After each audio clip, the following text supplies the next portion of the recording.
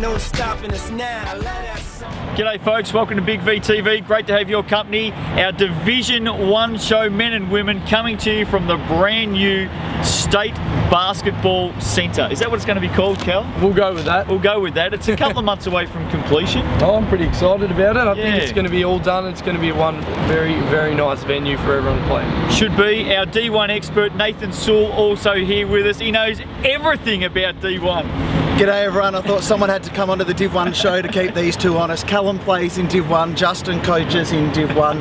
Fair and balanced, that's what I'm going to be all about. Oh yeah, we're fair and balanced, don't worry about that. Have you got your warrant up? No, I haven't. No, I haven't. Let's start off with D1 men. Camberwell, 2 wins first up. Chris Anstey played in both games and played good minutes in both games. Yeah, look, from what we heard, all of the fans down there at Southern Penn actually had their camera phones out taking photos of the big guys. But one of the questions is Chris Anstey going to play the whole season, or is he just suiting up until Chris Lynch, their import, gets cleared by immigration? I can tell you now, Chris Anstey will qualify for finals. Yep. First and foremost, he'll make sure he plays enough games to qualify for finals. Yep. And if the old dog wants to run around and have some fun, you know what? He'll just keep doing it. Yep. So, and he's playing good basketball. A couple of good wins for Camberwell. They've jumped out of the blocks.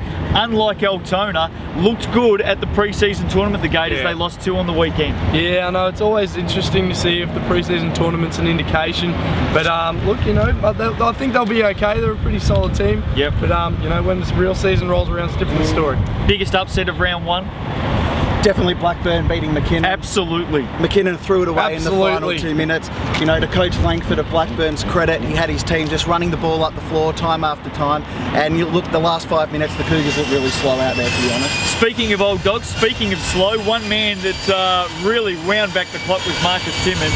30 points in that game. He stood tall along with Axel Foley, the copper, with 24 points for McKinnon. No one else for the Cougars did a damn thing. No one did a thing. Especially the guy on the panel to my right. Moving right along, Brendan Truella, 29 points for Blackburn, was fantastic. Yeah, he couldn't miss. Yep. Hawthorn beat Warrandyte by 11 points. Good start for Hawthorn. They're a great unit. Really, really good unit. Warrandyte's got their import to come in this week. Hopefully that makes a bit of a difference. What's his name? Shibuzu Alanu. You sure? Shibuzu will be on the court this week. Hopefully his game is as good as his name. Oh, I think it will be. I think he'll do very, very well. But getting back to Hawthorn, let's take nothing away from them. Jay Allen and his cohorts down there at the Magic, great win first up. Yeah, look, they played 3 games at the pre-season tournament and they were undefeated. Jay Allen's a tough player. I think they're one of the teams that have probably flown under the radar a bit. But I certainly think they're going to be there come the end of the season. Can shoot, no doubt about that. The Seahawks over the Black Angels. I think the Black Angels may drop off a bit this season. The Seahawks up by 20, and guess who was right in the thick of it? I don't know, mate. The Green Lantern. Oh, the Green Lantern! 39 points. Cameron Mitchell is back, and he is just an absolute superstar. Yeah, he came out in the media down Warrnambool way, and he said that they were disappointed to be runners up, and he was coming back out to make sure they went that one step further this year. And look, if he plays like that all season, who's to say they can't do that? Chelsea, Latrobe City, and Blackburn. What do they all have in common after round 1? They all win, mate. They all won and they all lost. Yeah. So 1-1 after round 1. What do you take away from that, splitting the weekend? Oh, look, it's always tough playing a double weekend, you know, especially guys that play big minutes. Tough to back it up. I don't know what the Saturday, Sunday, whether they won on the Saturday and lost on the Sunday.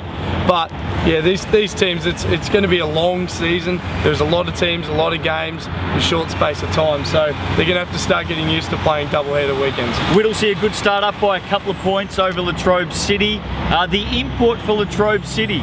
The Russell Perm. Russell Permenter. The Perm, yeah. And he's got one too. He does. He looks a pretty good player. Yeah, look, he's pretty unconventional. He's a big guy, sort of got his arms sort of waving around everywhere, but he gets the job done. And look, the numbers that he had in both of their games on the first round, the guy's going to be a star in the division. I'll tell you who's going to be a star team this season. Look out for Mildura. Jay Will's back there, and Chris Clark, their other import. He not only does he look good, he looks great. Just fills up the stat sheet in every department. I think the Heat are going to be right up there. So do I. I think they're going to be a phenomenal team. Just doesn't matter really sometimes how deep you go. It's about how good your top flight players really are. And when you got guys like Glenn Barlow, Jermaine Williams and Chris Clark, and this big 7-footer that they've got, Anthony Labka, they're going to be awesome this season. Definitely finals, contending, all that.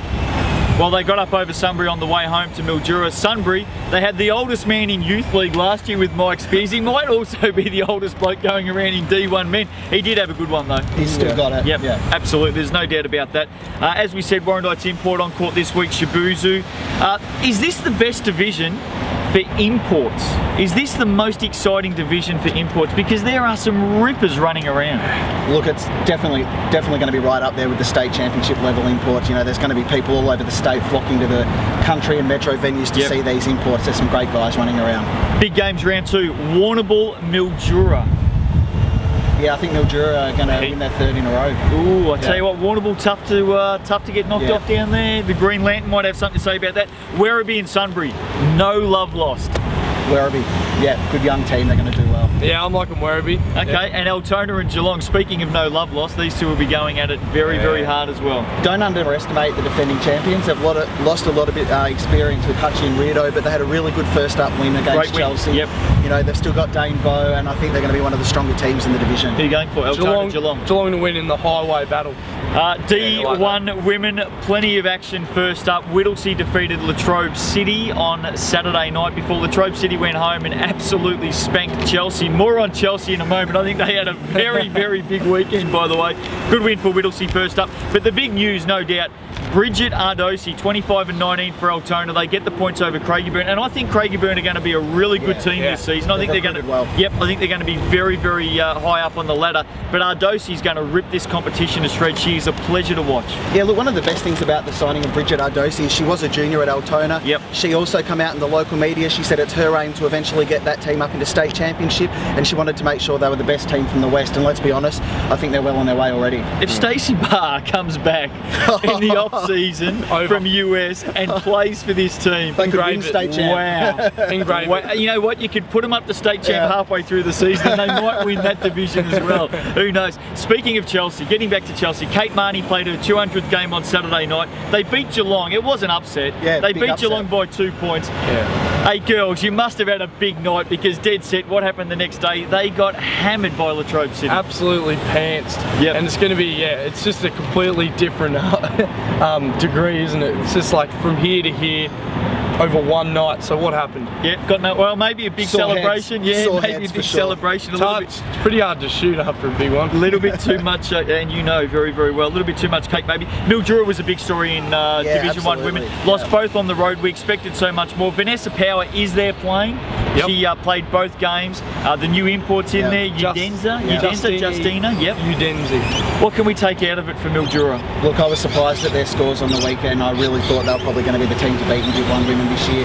You know, it doesn't get any easier for them. I think they've got Warrnambool this week. It'll be interesting to keep an eye on whether they're just taking a while to gel with a few new players, but disappointing start for sure. If Ardosi was a big story in round 1, what about the steam train pulling out of the Keilor station? Well, she's Jessica Frankie. Huge night. 34 points, her debut in D1 women. Keilor, big win over Mildura. The steam train has arrived. Well, you know, you didn't score that many in Div 2. First game out in Div 1 women and absolutely drop an absolute bomb. So what sort of development took place, and is this something we can start to expect on a week-to-week basis? You're just talking in circles, mate. That was good. The kid starred, didn't she? Oh, she dominated, mate. She's a great player, and I saw her in the tournament, and she can go. Hence the reason we're calling her the steam train this season. She can go.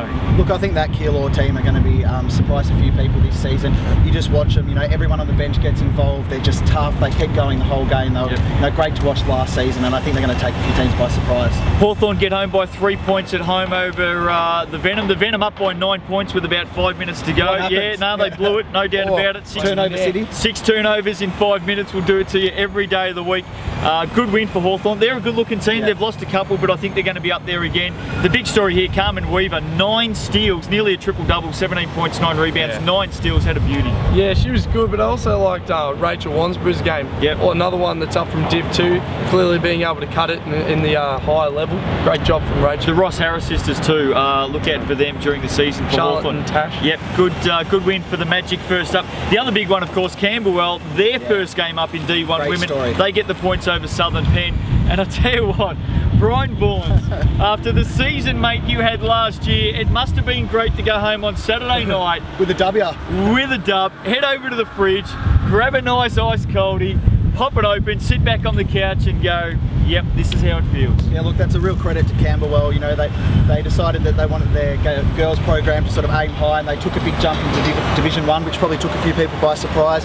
They've gone fairly young. You know, Brian's got a 3-year plan to turn that team into contenders. And what did it in 1 week. Exactly, what a great start for them down One note, that's one more win than Warrandyte. Well, yeah, okay, thanks very much. What about Southern Penn? What can we take out of it for the Sharks? I think it's going to be a long season. Very long. Well, we'll wait and see if they can bounce back this week. Big games coming up, D1 women, Warrnambool and Mildura. Always an absolute ripper between these two. We haven't seen Warrnambool yet. By first round. You know, their pre-season form, they had a good tournament up at Warrnambool where they were runners-up to the Ringwood State Champ women's side. They pushed them all the way. So with the 4 Milduras in, I think Warrnambool will probably get up. Grand final rematch, mate. Yeah, it is. Who are you going for? I'm going for Warrnambool. Tell you what, the other game I like here in D1 Women this week is Whittlesea and Keilor, both coming off really good wins first up, and I reckon this one will be a close one. Yeah, I'm going to tip Keilor in an upset. Yeah, I'm up for that. Any chance Shannon Bodley might have been looking up the name Jess Frankie this week? I think he would have been studying her stats pretty closely. I think he might have been. D1 show done and dusted. On debut, Nathan Sewell, good effort, mate. Very he was well all done, right. mate. He was all right. The rookie. Did well, the rookie. Have a great week. Good luck to all the D1 teams. We'll see you next time on Big V TV. Ain't no stopping us now.